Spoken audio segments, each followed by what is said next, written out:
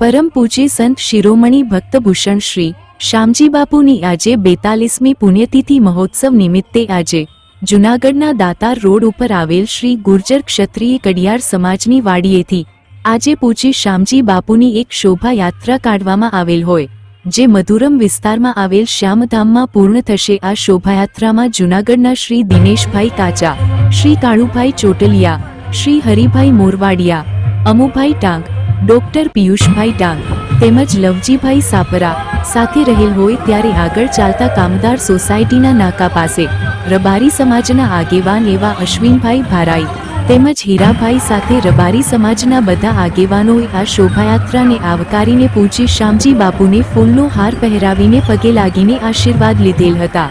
અશ્વિનભાઈ ભારાઈ એક સામાજિક કાર્યકર પણ હોય, ત્યારે આ સાથે અન્ય જ્ઞાતિના આગેવાનો પણ જોડાયેલ હતા।